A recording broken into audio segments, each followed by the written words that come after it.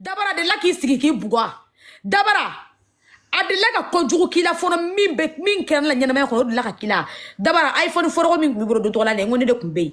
Itala ka ta iPhone 15 bla ngone ni nga iPhone de tara efe ne iPhone tigala ka ta efe. Ima ne kun dimina nga telephone chia. Ibe kla ka sare ka copy min dibadia. Ibe bo ka ne ka iPhone ta ta afficher page ka. Ne jatri muso. Iye muso min dina ko ne ka fasara ko Mariam. Nye Mariam fasara Mariam. Ika telephone ba bolo Samsung. Mariam e Samsung dia. Nya fo nyina ngi hina be na Samsung tali telephone nyana mata bolo. Nya Samsung ndama. Aklela kana wa bisma mine tuguni. Nya dongli la wa bioro. Muso dia. Ay wa bisma mine mpolo. Kana Samsung mine mpolo. Muso parfait dia mine mpolo. Muso chaque oubla. Abe nga telephone kono ya no. Wodi la fente tunukun. Nga fembe be ya no. Aya be mine mpolo. Telephone ni fembe. Boy ka démenti. Dabara nyoko kelila. Ay bon kande. Dabara ay bon kan. Ay sabali. Abe ka fendo faso ko kele minani eke. Mali kele tede. Dabara mali kele tede. Abe kele minani dabara. Iba kundo katme fembe kay kana na kalabanchi yake mgonye koro ka ke ko mina fite foi kalama de dabara. Ibe bezi min ko mena dima. Dabara ba kundo de. Aw be ba soutenir au camp parce que akuma ka wari fe suno e ba kundo de. Dabara domine tara fe ne fonye fini jedo ni fa ye sumu min kene e kala sumu min ne doa. Mina bona sumu to la décoltication e ka finyana itala ibado yere ma do sumu parce que e be fe me kala ma to ibi kala la fini to nyina ibe ta sigi plateau ka de to fabriquer muso min ba de na kata est-ce que ikana sirande dabara ikana sirande ta sigi plateau ka ki ti sigi kuma balandala rendivo ka kata dongili zuru kala nani do taye no dabara sabali de na to di mama to di ne mere to lankolo mi ata kala ni lani mo me nyugu ne to ina de parce que bebe do ko to sanumante ngo depuis do to la momili ko no ki beta ninga so malion bi kumbesira la ko kana do de ko ni so imai dabara sabali de mado kuma be bajula akana to nya se akede ni ngome kuma doron keme be sa keme be balo keme be ke jilla blay be bisma fra bomo me mbula ka chani bomo biwo c'est à dire que bomo ba yiri kaw de be nga palan kono ay sabali de to kuma sans prévu dabara ay sabali ni don ika bezi be kala ne nyana ha ne rek me waru labo kana nay yano ni na do mina mbora ni million atala million min ta banki la ne alo wari nuta tayere yano o be kodu bina na ko famille o be décoltiqué o ite sabali no te ni warbe wartigi boro ebe da million bisba ta chogodi kana ali tse ka wata nyana madi carte sima filomani dabara sabali de kana ta do konti gera ko fetuni kibe tela ka tika bezi ni ne toy ibe se ka ta bezi suru mi na fodron pe ko woro ki a l'air nebe ka briller tiktok ka me fa ka do bezi kono ite la do da ka dila de e dabara ye ni korofo ya vocali e fichi ke nebe malo ya kan ka ta do yele plateau ka kibe kuma ne kan nya vie biora kusani marega ha nterenka honesa yo yaguti dabara magao ati malo yala de parce que ne flenkita gare kona sere sundanga wallahi bilente galon tige kada mogola o de kama me bo camera nyefe dombe ka kuma parce que malo tenna de iba fa moi dabara sani kita ke privé li korofole ka sore tige le bi jatigi la camera te ka kuma sa o ka usan hypocrisie ye kita gauche droite moula je suis direct dans tout ce que je fais, je suis direct et franc. N'te ni fait, n'te zigzag qui fait. On est comme moi, faut qu'on ait qu'à coca cha, n'a comme cha, n'te gauche droite de fait quoi, n'te hypocrisie à fait, ne fleni moi dibi n'a pas fort, n'inka n'a fait me font pas fort, n'te ta de privé qu'on a comme moi toi tiens. D'abord, être là de privé qu'on a, quand ta femme musulmanu nyene, muso doron kama, aware terre muso. Neta ka fisa ke ni ko kone ki jamfa ko katu batu ko war kama o ka fisa we wari e dabara e mata fa muso nyene ko amela ta faransi ka e ka war de mine ko dafa ko chantala ko mo ko kana fa ka e la tare ko ni be galo min ko mo ta tige ka e muso black ta e la ke ka mun ke o muso la ke banoma ke ba ka vibe kalama dabara ya gunti magade wallahi ni yagu kumilen c'est-à-dire que ne kumbe maluya yikumbe ni bezin to akateme la dabare kunti dadwala ne au moins ne mata galon tike mo ka privé kono ne au moins mata to tien privé kono ngola à flagrant et je me suis attaqué à celle que je dois m'attaquer et celui qui contre m'attaquer je contre t'attaquer très mal attaquez-moi si attaquez-moi pas de gauche à droite d'abord ni yere ne to fo ngal live ni kono fo sen ne ka atlaji sinon il faut que tu glow parce que mado ni ne kuma na leer na doro ayi ala ta ko fe doro ibe yere ibe na sanga doni soro téléphone na kata sumu donna dabara te sabali domina ni ani fuseni marega kuma nyogona ya no e dabara de na yela ka live ko no ka lakari ntali place la 24 sur 24 comme numéro de folo mo dabara mo kana na yele ki ka mo balakari e togoni na mo kuna ngo secrétaire la foulée inya kerete ya nonia ne be so ncun kono na la sono ma ni nye ka pere vous bla dongo do ki criminel mi do mari famo ka ti bo bara yere ni aka busy gerla de e abe de bla chiba koro ka ana kezini ni nye le dongo do maraka shitifu ika pere vous do mena niyo mena ma pere si koro anya na ayen ni procureur du bla fengo la na bebe nko ay no mina so be aw lebu nyina fo kata usa ate tumwalde na tuni kaba yere ke gauche droite ni matam ba ble ka kontika ni matam ba ji ka bika kontika ni matam ba ji ka bika kontika ni monte dongodo be monte ni kuma kan ka pitiya de be so rakate me dabara tala dabara e dabara ni e tamangele abe géré ndola e kun domina ngo dabara ngo ni be faka kuma i jatigi fe kuma fe sutura la kana ta la maluya itra min ke live la ma janye ni tarika mo sura be ka kele ke bese kele sani ka bese minala ademe ka mo kantige dabara ya muga kanjabi iko woro ki akebe pampa mina kan yeni nyogo chaman kede ko kabini Facebook dabara e ni togo che mo mi dantala sa dabara e ni ka kuma fo mo mi dantala dabara e pere ka kuma de fola ne tele kele ba de ko ni madeli ko fo nyina ali e ni togo che ivoirien mu ye aw na len salema na be ne tege mi ne ka fo ne be ba ko ni na jina ni makki togo chaye puka kana dimi korwa wallahi bilay suno ya fo fen nyina ko ni te mo ye ko tuma de la ko na be fendi mo ma ko ma be galo min tige kana flyant tige dro ko be sa ko ni be galo sugu yere tige c'est-à-dire que abada familio mina na flyant fola olu be sa ko dabara ne mo be kalama dabara sabali akana to ka tu mo la mo min baw don akana se mo ma aw no be mo min kono no de fo ne kla live ina madame no de fo ijita ikana na malla de parce que il faut da barande bulu ki se ka kuma bile ima fo ko ne kan nudité a on est lankolo tan fande be yara ne ka dugun despemine nyabina ne bravo de petit man fisandi e ka baranye e be min ke mali kono ne petit prostitution de basse classe et de haute classe. C'est-à-dire que ali petit mi franta. Wallahi bila kam ne be ala boro katene e ke waleka. Ima fa moi. Donc nan to soro e dabara dala. Wa dabara ale de afo nyene ko camera de bi fe lu kono. Ko ni musumani ni ka fo nyoka ke ki be female de ke ki nyoko female ke la te. E dabara cameraman ki fana be musumani baga no de. Aw be kelen de dans des zegene de. Ima e bora ka défense ta dabara to mblade dabara ni mble ka temengere fe parce que i ka fe nu i ka caméra nu ma deli ka seni ma fono de ne ma deli ka film fono ko mi jetem kabala enda ma deli ka du ku ni ma deli ka ara contre ke fono avec moi dabara is no comprehension tu m'as compris avec moi ma deli ka du ku i meni ka muso mena jarabili ni fe una ila ma deli ka ni ku de ite nga jor yere ki ma famu wala bogaw de kadina ni champion don bogaw si don il m'a fait moi donc tene ka jarier kana na esi et réseau ka kibe na neta ne to maka un polia do ken la ka ke comme il faut flaner ne flantene de il va prendre ma classe que là ante social que là avec fa moi ora la me ko ale doni de ko ma ale to ta to ma ko ale benita ngoy doni te a do de joye ame yodo mi a ko do de yere ko dabarani nto de dabarani ya mfatia muti dabara ye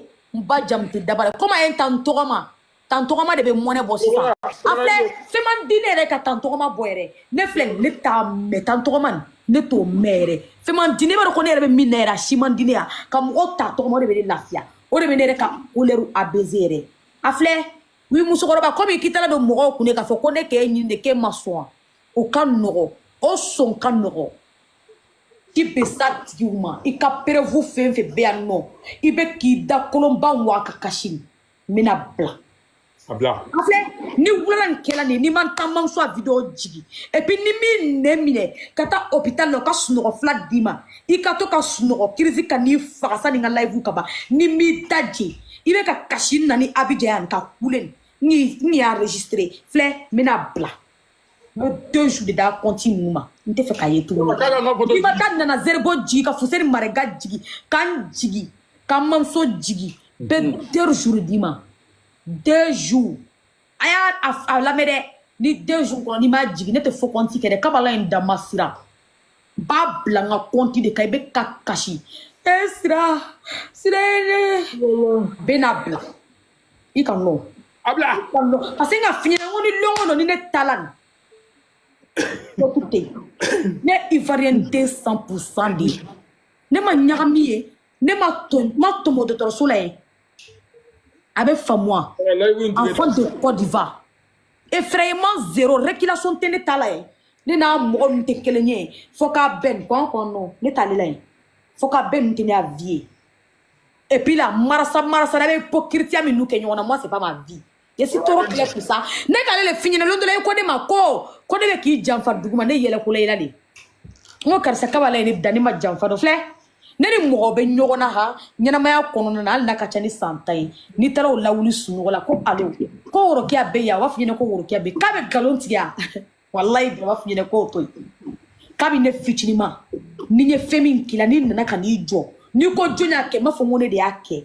I kan ka min ke ba ke. Ni ta ke kata ne be tani ni be ne do ala nga du mo be ne do ne tanti bo wole be ba finyana ne ni to nyogo be je kuma bebe sira metan jo flagara ngo bo on de ake ay ni de ketanto ni min kan kan bugo meta bebe ne do he janfa galontige fugar deade do janfa ni galontige fugar deade no te ni fugar denti ete mo janfa ete galontige wallahi sumatallahi ne te janfa ci ne te fuar deni mene e done ki dona kari ki dom wuni mine ama finyene londra de la ka finyene ngo karsa ngo attention kene la de ni ka morike deseleme ka finyene ki sirku me bo den dola wallahi nya fo nyene dundura ta beni kurana ce ngo mune ka morike te to ka cha finyene yiki kleni ne ika cha yira ne la ika sira ne ngo suno ngi billahi sirku me bonne de la watane do de kele maje parce que ni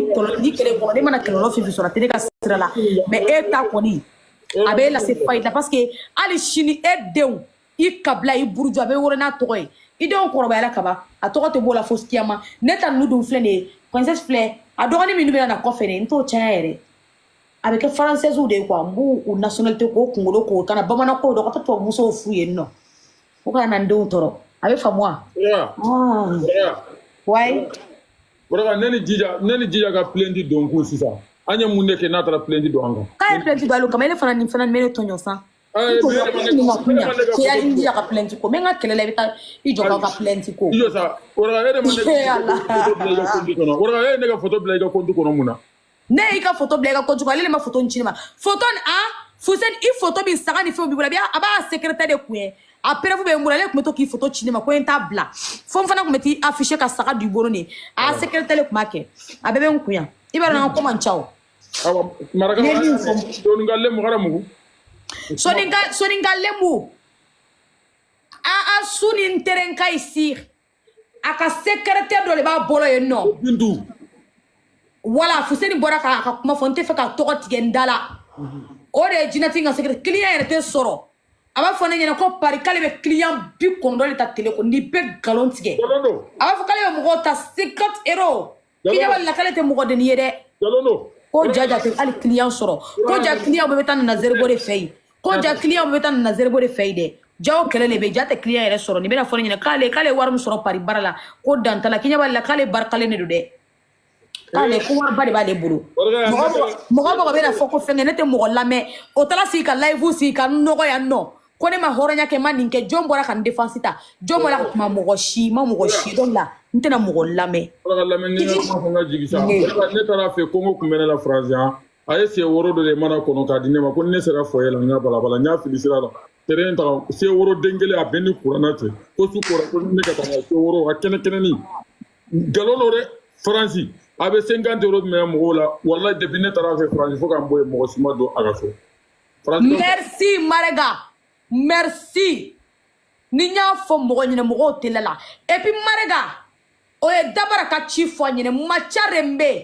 li na fokuma ta wurki an tirenka honne macharembe ya gutenke magade nke pas douter sur sous maga est-ce que je me suis fait comprendre tuma bebe live sigila kan klon machare mbe ande temo la sa wora nga tan ko malu yale bima nte fe ka to dima machare mbe temo la menna machare mbe ja marakala kuma suru video mani de machare mbe ja galon de me bagade machare mbe ja video manu ka galon tigela de machare mbe ka fo ke kan ni live sigi ko kan ni défense ta aye kele kun fiya machare mbe kele kun kalama bon bora ka kele kun do yire no machare mbe ni nyon gloni e ka live la bita temelen ko ni mbora be sunkira tata aw fefe be ka dabara baya kuma fo ka ke mo nyana bay baw malo de ka soro ka o dalle fela ka o bugu ka o datele koro ka o ja baki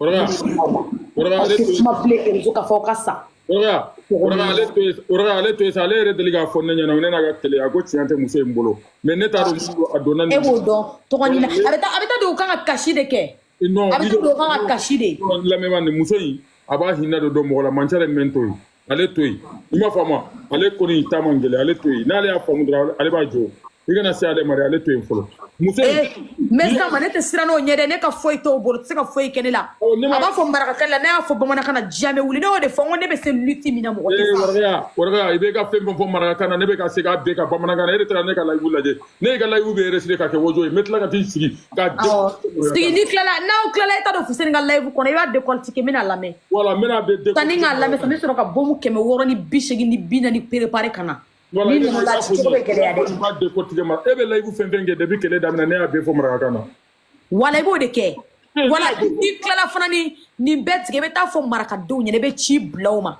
ko ka n'i lamɛn o bɛ t'i lamɛn o n'o tilala k'i lamɛn i b'a fɔ o ɲɛna ko n tɛ jamana kɛlɛla ye wa n tɛ siya kɛlɛla maraka ni bamanaw an bɛɛ de ye kelen ye ni marakaden min ye n bila ni muso in kama i ni ce ni min sɔnna a barikala baba ture kelen min ne bɔ cɛ 100 siribaga ni 100 fɔnibaga manju ture a dɔn ka wusa ni jamana kelen dɔ ye n tilala ka na layiwu in tigɛ tan sa layiwu in tigɛ i ye photo mun yira wa n tilala ka n ka kuma fɔ a ka fɔ kɔnti a ka secrétaire lagalagatɔ min b'a ka fɔ kɔnti in kɔfɛ ni ma Dirisa ka nana bilali dabila ka muso baw su to hɛrɛ la k'aw ka kɔnti ninnu jigi ka bɔ yen a ka taa sunɔgɔ filaw min a ka to ka da ka sunɔgɔ dépression ni susi ka n'aw faga ni ma dabila sinikɛnɛ ni n bɔra a ye min fɔ ɲɛna i kan i bɛ min ma ɲi fɛn fɛn bɛ yen nɔ a bɛɛ prévu bɛ n bolo téléphone de kɔnɔ a yɛrɛ b'a dɔn n y'a fɔ a ɲɛna i ma ye n'a dalen kun bɛ n bɛ téléphone bila enregistrement na ka bila a kun kɔrɔ parce que filomani de ba bɛ se min na n tɛ sa la o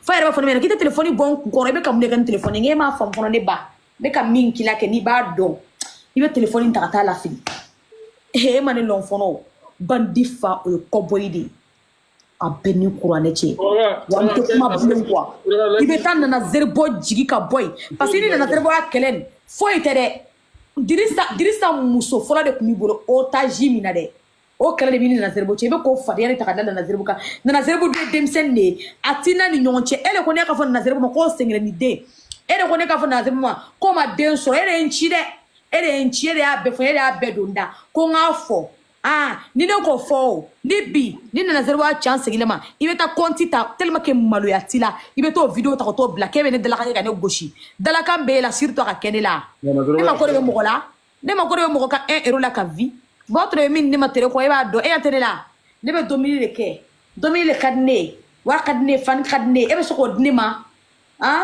manamana mɔgɔ k'o tɔgɔ ko i bɛ taa nana zeribɔ bila ko k'a fɔ k'e b'o neni na ko parce que ko k'a yafara ne ma munna ta fɔ n ko nana zeribɔ bɛ ala dɔn a bɛ kira dɔn maloya yɛrɛ de bɛ nana zeribɔ la a bɛ maloya ala ja ma mais e tɛ maloya foyi ma a bɛ bɛɛ ka privé de kɔnɔ cogo bɛ hɔrɔnmuso min ka vocal bɛ ci bɛɛ ka da la ne tɛ sa ni ma ne bila ɲinan san lakarili ne bɛ ko kɛ la wala i b'a bila histoire kɔnɔ i yɛrɛ ma deli ka fɔ ne ɲɛna ko dɔgɔ ko Dija ta ko ne ta ka jugu ni Dija ta ya wa a tigi ma nkalon tigɛ ye dɛ ne tɛ mɔgɔ attaquer nka n'i sera ne ma ni ne y'i bugɔ wala i tɛ wuli tuguni j'espère que n wasara video mani ye o i bɛ n dɔn tɔ o karilen ne i jɔ ka waraka lamɛn k'i ka tiɲɛ de bange ani Hatuma Jare Hawa So kɛlɛla sɔgɔmada in na o kumana fɔ bɛ kasi a bɛ ni ala cɛ ne Awa So ka Awa So lamaloya ka du kɔnɔ kɛ Fuseni olu ta saraka den la yen nɔ o bɛna bɔ a fɛ i don dɔ la a y'a lo lamaloya olu la fo ne yɛrɛ foronto don ka jinɛ ma o taara jagiriya kɛ kata kuma ni mama nyame sago na yane awa so le tra kata kuma ni mama nyame sago ja ale fana bi na fei abe kuma ni mama nyame sago iba da ambe kunye ala kuta mogo ye no ni minga ko kana ame ko dai kan du ngono sani ka bo du inda fe o fana ne chi ojo kuma ne mane fana ko ke mogo la kuma ine awa so le tra jagi ya ke awa so nana anya awa so la sigi jona kuma jona awa so la wa mina kuma kele fo nyine artiste beta fei a chité les là ba beka téléphone 16 ni dora du ngono dora be da so ko dara paraw no e da so ko dora be téléphone boshi bolo no ya boshi bolo dora o be du ka vocalu la de ka be transférer awa so nyere nyade muso nye ayi ka vocalu beta ka be tia kun ka be transférer kun wallahi billahi ni nya dala sira tutige do wallahi ala kana lateme mi aljina de nyina be do ko jangana ma funtini ka bu ala kan kishama awa so ika vocali be transférer nyere nya wugale nyefe atala kata monya meni awa so ka conversation e ka awa so gbe ka awa so ka boafe ka awa so la mala awa so ki ba abe fura jugu de ke mogola alnay abado awa so e mogo mi ya muso koroba aba so denye wallahi muso ba maseka boni fe muso ban kashila fo ka jina jiga yere la muso ba fa jina jiga raba ne minge muso bala ne fa nan ka nkoro chenuchi ngo kata foto mugo nyini kana dinema ol tala foto mugo ta de me fa ngo ke muso ba ka jina buro kono muso fa nga foto mugo dum wallahi e awaso ya famma de jimi logo gana muso fa muso ba be kashi wallahi nyaato yo nyo foto de ka buru la ne fa ko jina nana a claro la nya fa nyane ngono kela shini itna jagiri akatu nyo kede awaso bi ya fa ba awaso iyere nyini de ni fra ki yere nyina biya vocal ta ta chi ba se ni jatu ka vocali a be ba ku yere nyale a beche ni ba o makosa ni ba o faqaw ngo depuis be do ka du da fi abika ko de nyini ka labo abaka secrétaire chiko ka fo ka be na woleli ke wa be fa fe no ke obika kodi boka du ka conversation bela e mo dale ma yerla jiambe ka conversation e bo transférer ku ne fana o nyogo de kala ka kodi ku mene bolo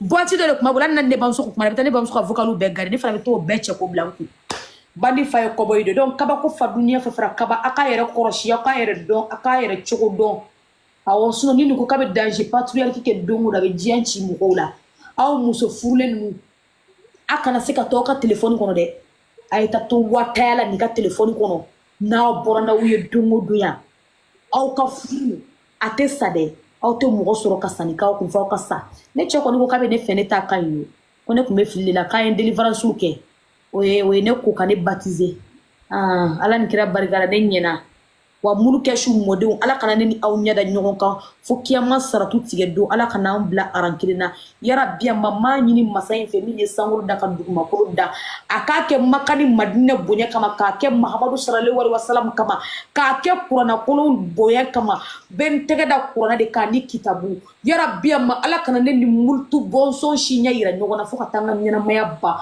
fama ala jabaru jalaki balindate mo ka vila beka da bo nga vila nklala kumara kambe mtu wenga mimi fo nyoro ni orga sisa hawaso na fone ayaka ay munke hawaso la so bada ya nya hawaso ka kuma ka unjizie ko baba ngone de ale bo bolola ima fama baba ngone de tara mina hawaso mina hatuma la fara so baba ngo ko ni musodo kaka na hawaso mina le wallahi bile baba ngone ka photo be ne ka kontu kono so mada ya nya live islam mo bagale ko kuma kan la je ani baba ngone fana do na kele kono de wallahi bile balawu bade be ibe nyina ko sa hawaso fana ko ali ka vocalu bade ne bade fana ko hawaso fana de gawa hele awo akuma fo wasuma ko seri ko seri fo fana ba yere magaya e muso ba waso ta misirila na nya o soro ya ndungu da be clean wallahi bi intige tan sa sebo angana nimbe banko be fusen awa mogo kata fusen ngal live ko na be na live de cortica o yego na la sona mais 2 jours il faut continuer numa secrétaire je te donne 2 jours, je te donne que 2 jours d'aller faire descendre des stupides vidéos que tu viens de mettre sur ta page. Et Farid Tolilemba, n'est qu'à centre fisani et yelema ko wolo vla beya. Moi mes végétaux sont tellement propres, n'est Farid. Ama ou ça ka tebe e korka. Hein? Il fait un tour, il a même maladie, mais il a utilisé ça coûte combien n'est qu'à produit gambe jolé sur le fond. Hein?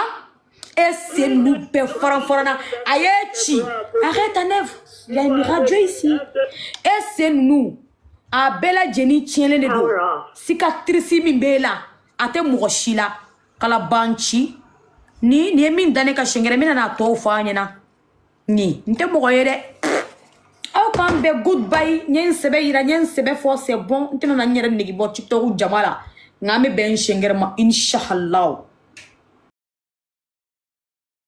banni ate nafa fo de la sima ni dangate masiga komi ko kawbe maligo kelela ne be se ka u deme yoro dola iba kalama jatigu de bu bolo ameriki groupe de bu bolo groupe in file tanto guinée muso de ka cha groupe in konana ya in groupe in lamere o groupe be warde sarakalo kalo kabla keshila o warde be partage o groupe de farla nyongo ko ka wari fara nyongo ko pour que ka ne damine ko ne be artiste do ka publicité ko ka ne damine groupe in be ameriki de o be warde di banani gela o masisa o bebe bo e kama ke banani olu fana be ameriki de o be kundigi yoro de la o yuga alu be kundigi yoro la yoro minata to ya portu fe parce que muso do de be o buga jegro ka ale segedar seleman bolo wari bolo o ere de muso numbe u be furle no me ambe na leo na ma dabla wo iba de be na dabla iba kalam o ekele awa 94 groupe de ba bolo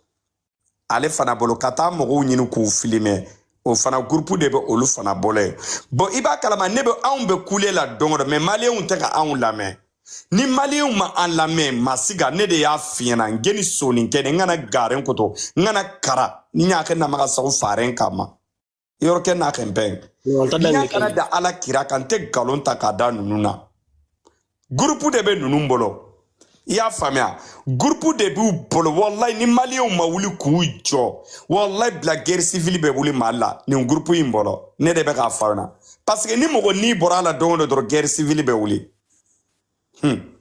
Allah non des fois nous ka propos là mais vraiment ça fait peur quand même ça fait trop mal wallahi billahi ça fait trop mal.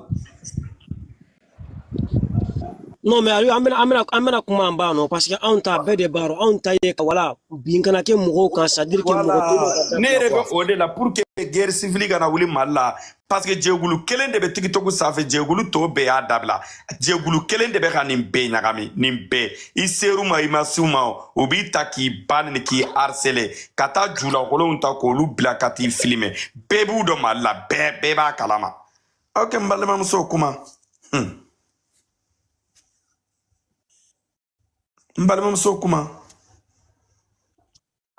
Léo, merci beaucoup. Merci, il y a le réseau qui me fatigue un peu. Voilà. Merci beaucoup.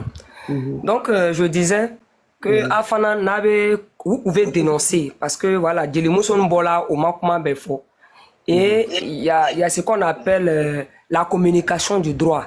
Au TCK-Bo, au Kamin Befo, au TCK-Bo, ça c'est normal. Mais on nous min ba kerefe, on me sait qu'à donner fort à la quoi. Pour qu'à long, vous faites moins d'erreurs. Parce que moi, j'aurais voulu la sortie des 3 griottes et disent précisément l'avertissement qui a été donné. Mais apparemment, on m'a avertissement faux. Ce côté-là, au fil l'a donné. Au fil là. Parce que justice, comme on aurait. Avec TikTok, Chama est hors du pays. Comme nous, Chama est Bamako, du Koloka. Mais je te dis que si le procureur finit son analyse et qu'il ferme le dossier, vous risquez d'avoir une griotte. Aïe, comment la mener? Parce que quand on comment mon taou, quand fait l'obé jodine, en ce moment c'est déjà gâté. Nama a organisation co-organisée qu'après vous blabla Jonah, pour qu'on voit quel est le camp qui continue à faire des imbécilités, pour que l'État malien prenne ses responsabilités, vous risquez d'avoir sur la conscience dans l'histoire de Bamako, parmi les griottes, une griotte innocente en prison. Je vous dis la vérité. Parce que la coupable, elle fait comme si elle est innocente. Elle est cola, elle a mondé, elle est fouille. Mon le bébé aleka. Réseau dans le planifié latin. Neni, Burujali, Samasamali, Galon. Bi, oya nyamoro deyan kama. Woron chama l'était fait qu'à Djelimuso do wuri ko son. Ils veulent même plus traiter avec certaines. Le marché de certaines est gâté. Certaines même là, elles vont reprendre à zéro. Sur le plan musical mandingue de l'Afrique de l'Ouest, que le Mali représente l'Afrique. Et si on ne vous dit pas ça, vous allez rester dans ça là jusqu'à une innocente griotte risque d'aller en prison. Parce que le procureur était très clair. À quoi ça va aller? Réseau de Menenalou Sabaka. faneni baneni munimu mo kabila belebe nenna autorité bebe nenna jatigi ba jatigi yɛrɛ dɔ bɛ Mali ne t'o tɔgɔ fɔ pour le secret étatique n tɛna fɔ o bɛ gouvernement yɛrɛ financer projet la est-ce qu'a b'a dɔn wa bon ninnu tɔgɔ bɛɛ a bɛ alu ya jeliya ko kɛlɛ la ils sont martyrisés leur image est salie les hommes qui sont les chiffres d'affaires qui envoient le PIB malien à 90% pour l'évolution du Mali est en baisse ko caman de bɛ passer la dɛ Aliou donc ni procureur Koulibaly bɔla ko o ko tɔgɔ la bɛ taa sérieux la a bɛ na ni preuve ye an n'an tɛ kɛ jelimuso saba nin bɔla o ka preuve ko fɔ kɔ ko ni ka ni karisa ka nin fɔ karisa ka nin fɔ i b'a preuve bila n y'a staffu bɛ yen o saba yɛrɛ ka kuma kelen de fɔ mais a fɔ cogo le ma kɛ même chose mais c'est le même sens mais avertissement min yɛrɛ dila o yɛrɛ saba ma est-ce que o k'o fɔ wa o ma fɔ a ma fɔ dɛ olu yɛrɛ o y'a image kama parce que c'est pas joli à dire o ni alu yɛrɛ bɛ alu min bɛ fani n'a b'a mɛn a bɛ dɔ ja tigɛ a bɛ la jɔ ja tigɛ min fana ni bɛ balo la nɛni la o tɛna se ka balo tuguni min fana ni o bɛ mɔgɔ sara la ka taa mɔgɔ ba nɛni ka taa mɔgɔ fa nɛni ka taa jatigi ba nɛni olu fana ni o y'a parent bɛ Bamako n'o ma alu sɔrɔ n'a bɛ Faransi alu y'a famille min bɛ yen o bɛ taa kelen ta la loi est due mais la loi c'est la loi et il y a une procédure qui est à suivre donc ne tɛ fɛ côté ni n'ali ou mɔgɔ bɛ na i ya panel ka kini bila ko la quoi parce qu'a bɛɛ suivi le n'o t'a fɔ ne b'a fɔ a bɛɛ suivi le fo b'a fɔ ko non nin bɛ Maramba ta ye nin bɛ Bébédeni Fiman ta ye nin bɛ Safi Jabate ta ye on vous même vous les tiktokers maliens activistes sur le nom des griottes o bɛ griotte in tɔgɔ le ta ka ko la il faut que mɔgɔ bɛ tiɲɛ fɔ an ɲɛnɛ ko nin a ma ban dɛ ne k'o fɔ yan ko ni n kana fɔ dɔw yɛrɛ taara ne nɛni PV la ni n ko m'o bɛɛ jaabi n tɛ bɔ yan dula ko bamanan ko mɔgɔ n'i bɛ kɔrɔya kana kɔrɔya ka jan i bɛ kɔrɔya ka biri i gore jaabi ka hakɛ to kana kɔrɔya ka jan mɔgɔ n'i bɛ kɔrɔya kana kɔrɔya ka jan i bɛ kɔrɔya ka biri mɔgɔ n'i bɛ kɔrɔya ka biri o kɔrɔ ye ko nimaniya b'i la hakili b'i la tu as tenu la sagesse a b'i la quoi donc n'i bɛ kɔrɔya i bɛ kɔrɔya ka biri kana kɔrɔya ka jan parce que mɔgɔ min bɛ kɔrɔya ka jan c'est que la personne n'a rien compris procureur Koulibaly a ɲɛ b'a la dɔw yɛrɛ b'a fɔ la i ɲɛ t'a la ɲɛ tɛ min bɛ nɔni kɛ a bɛ ɲɛ b'a la dɛ a kana fɔ k'o ɲɛ t'a la yɛn a bɛɛ min bɛ vidéo kɛ la su ni télé min bɛ créer la min bɛ bɔ la ɲɛmɔgɔden cɛ de ni min commencé la ka bɔ déjà la jelija de ka ale ta yɛrɛ a yɛrɛ ta n tɛna fɔ yan parce que c'est pas le sujet ici mais lui spécialement il aura sa convocation il va aller répondre et ça on va moi-même je vais pas accepter que jelija de laisse même n'a ka kuma ni toyi ne yɛrɛ bɛ tigɛ ale la ce petit là et tout ce qu'elle a montré par vidéo c'est gris-gris il va aller répondre. Le Mali est un ancien Mali où tu viens faire les trucs bizarres et puis on te laisse. Il n'y a plus ça à Bamako. Depuis le président Assimi Koïta est là, le Mali est structuré. Nyamorodian Tekela, l'Ankoloko Tekela quoi. C'est la loi qui est primée. Donc pour ce petit-là, on va mettre ça à côté. Lui, il dit qu'il y a l'homme derrière lui que lui a tous les papos de Mama Griotte. Il va venir nous montrer ça à la salle d'audience. C'est Grigri qu'elle a filmé là. Il y a longtemps, on est au courant de ça. Mais comme il est sorti premier, c'est pour ça qu'elle aussi elle est sortie pour elle. On a toutes les preuves. Les vols qu'il faisait chez elle. C'est sans nous qu'il a volé. PDA même, il est dedans là. Et Kassini Koïta ne veut pas voir ça au Mali. On va dénoncer tout ça. Ça, vous ne vous inquiétez même pas. Même te fallu, oui, d'abeka là quoi. Comme Toya Panelka. Tu as un combat que tu mènes, il faut mener ce combat. Pour ce petit qui est sorti là, moi et ma griotte, on se charge, avec l'avocat, on se charge de ça. Ça, c'est pas un problème. Si c'est les voisins aussi qui l'ont envoyé et que c'est maintenant qu'il doit sortir, la descendre, salir l'image de ma griotte, il va nous répondre ça sous l'ordre juridique. Parce que cette fois-ci-là, ça va être là. La gauche, qu'elle a tchaman là, trop. Onyate qu'elle est là, à te Mali avancé là, à te Mali yere blala fonyanama là, participation yere te kela Malien de ceux qui ont les projets, les idées, qui ont besoin d'aide. Ako wari ba nyini ka lu fara, ko jatigi ba le ba lu fait. Mais aider les Maliens ont besoin d'aide. Faites les dons dans les mosquées. Fretani chama le te domiri soro 3 repas par jour à Bamako. Dota soro kadom. Abe saraka beboke. Lama loko nimaniya balula. Mais quand on a sirika fadeya samani mogoye. Des ingrates comme ça, des gens qu'on n'y a donné à Djilimuso là, qu'on loue fretani, qu'on fato lou là, qu'on famille bas. Moi, je n'ai pas bamso corofone à Djilimuso non fait. Eh, ala, balea, douya balea avec temenikan. Il est le cané à Djigita, Djilijare n'a pas cherché à te connaître. Même les clips de Djilijare que vous voyez sur les réseaux, c'est moi qui. Djilijare que vous voyez sur les réseaux, c'est moi qui balance. Babi que nous on pas les preuves. Elle n'était rien, on la connaissait pas. Quand on cite les griottes, elle là, elle était comme torchon, poubelle. Si vous voulez qu'on descende dans la boue, on va descendre. Trop, c'est trop là. Trop, c'est trop. On l'a vu dans les clips de Djilijare, elle est sa petite soeur ici. Hein. À cette époque-là, elle était chez Djilijare. Elle mangeait matin, midi, le soir. Djilijare avait sorti la kata dongiri la kata sumuke kata wari mine 100 kilo millions. Abe domiri min dom. Na de andoué o Djilimuso va le dom ena o Djilimuso va le dom ena o Djilimuso va le dom ena nyanda ijila kato brobla kabala obe san ka chanfo o e chanfo en boko la quoi parce que leri na du wuli fanu chama le fashilani a Djilimuso ko autour de Aisha Diallo nga modo le kachine ma 600 14 wakati njigila barala abene a Djilimuso di la voisine numa kono qu'elle damnena Djilijare ma table là alou e fabe moulike parce qu'elles sont pas sur les réseaux parler vous êtes sûr qu'elle parlait pas à sa petite soeur elle conseillait pas sa petite soeur elle disait pas à sa petite soeur faut te calmer la raison le temps va te donner raison Balbamso oui Djilijare e ba kalma tise bo e ba kalma nete fania nunu kono tugune bora kono peu. Bon, digo qui beta sera de la tendre droba ou ba fo bo ne ibla ka kuma. Ok, donc désolé, mina loin. Ok, désolé. Ok, problème t'as là. Ok. Excuse-moi, je pensais que comme ça est sur tous les panels, tu parles de ça aussi. Non. C'est pour ça que je suis monté. Il n'y a pas de problème. Je m'excuse dans les commentaires. Ok, je vais doser, je m'excuse. Voilà, mais je vais te dire aussi, Ali, ou de faire attention à tes panels. Parce que ceux qui montent ici, ils n'ont qu'à aussi te protéger. Et au Canada, il y a panel quand il y a tant qu'il n'y a pas si bête dom et pour te chanfo. Attention que, parce que ne suivi souvent en bande, il y a les mêmes suivis.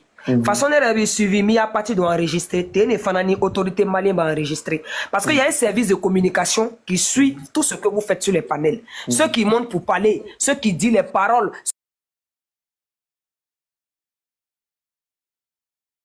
Ceux qui disent tant, j'ai pas peau, mine neni là, mine samasamali là, le procureur surtout. Hein. Et quand les preuves seront prêtes à donner là, j'espère que ton nom ne sera pas dedans, Léo. Parce que nous autres là, depuis ça a commencé là, nous on se déplace pour aller. Nous on ne s'assoit pas derrière les écrans. Nous on paye avion pour descendre à Bamako. Et puis on va suivre avec nos yeux. Donc vous qui vous asseyez à la maison, qui ne voyez pas le terrain, et puis nous qui on va là, c'est pas la même chose. Donc s'il vous plaît dans les commentaires, si vous aimez aller où, maman la joie aussi, vu que voilà, c'est Coronidoro, c'est le même combat avec Makaba. Si vous les suivez bien, vous les aimez, ne venez pas ici mettre Aliou dans quelque chose que lui-même Aliou ne pourra pas apporter les preuves. C'est ce que je voulais dire. Et puis, bonne continuation, je descends. Merci beaucoup, on est ensemble, merci. Non, madame, quand on descend, attends-moi. Qui t'a fait gagner le monsieur, il y a qu'à en débloquer. N'y a pas de never t'en bloquer. Nema fosi ke madelika neni madelika a fait. Atara mblogué, c'est sûr, jamais, je n'ai même pas touché à ma. Oui, bien sûr. D'accord. Je suis abonné à toi, je vais l'écrire. Je suis abonné à toi. Après écrit, tu demandes qu'est-ce que Mankamba a fait, je n'ai rien fait. D'accord, il n'y a pas de souci. De toute façon, voilà, de toute façon, voilà, un bébé malien, il n'est pas né à côté de Mali là, un bébé malien, Allah barka là, ça va bien se passer. Moromi n'a qu'à fari maman djougou morota long le va juger a qu'à fari maman djougou ya teni a Djilimuso dusula Moromi n'a qu'à fari maman djougou ya ni fari matekele. Donc arrêtez de faire la nuance, mais tel que je la connais, je sais que par la colère elle a dû te bloquer sans s'en rendre compte. Je vais lui parler. Merci. Comment maman fait maman débloquer? Bonsoir Djilijare. Bonsoir Djilijare. Jelijare, il bɛ ka fɔ. Jelijare ye ne yɛrɛ bloqué. Bonsoir. Il bloque avec la live kono. Ayi, den tɛ se a ka patroni kɛ. Aye fana bloqué. Toi, mais ça a coulé le canal. A kulo b'i la. Jelijare. Bonsoir pour la toute l'âme, là. Peut-être a bɛ appel la parce que. Non, la connexion fana b'a kɛ. A ka connexion fana man ɲi. Fɔlɔ na ka connexion tun banna pewu. Okay. Moi, je voulais lui poser quelques questions. Non, ma bâtie, non. Bon, si elle m'entend, elle va me répondre peut-être. Voilà. Moi, en fait, je voulais savoir, par rapport à tout ce qui se passe là, tout à l'heure, elle a dit que non, que s'il n'y a pas de preuves, il y a une griotte qui va aller en prison, une innocente qui va aller en prison. Dans ce cas, il n'y a pas de justice alors. Si une innocente doit aller en prison, tu as bien dit une innocente. Devant tout le monde ici, on voit ce qui se passe. Donc, on n'a pas besoin de prendre une innocente pour mettre en prison. Bonsoir, Dunia, bonsoir. Oui, bonsoir. Comment tu vas, ma belle? Bonsoir. Ça va? Oui. Moi, je pense que... Bon, je vais reprendre ma question. Tout à l'heure, tu as dit que si les gens n'amènent pas les preuves, s'il y a une griotte innocente qui va aller en prison cadeau. Et là, moi, je voulais te poser la question. Dans ce cas, pourquoi mener des enquêtes? Pourquoi dire que non, chacun doit préparer ses preuves pour donner au tribunal le jour du... Comment on appelle? Merci, merci. T'as une belle question. Je vais répondre pour tout le monde, hein, parce que moi, il y a des gens qui m'aidaient en PV sur cette question-là. Ça, c'est mon analyse personnelle. Ça, c'est moi mon analyse. C'est pas ce qu'ils ont dit à la salle d'instance. Ça, c'est moi mon analyse. Parce que moi-même, je fais le droit ici au Canada. Ça, c'est mon analyse. Je dis et je répète. Parce que quand les 3 griottes ont été convoquées, ils ont montré quelques images des blogueurs qui sont les plus suivis. Parce que ça aussi, on ne vous dit pas. Et ça, c'est un fait. Personne ne va me dire le contraire ici.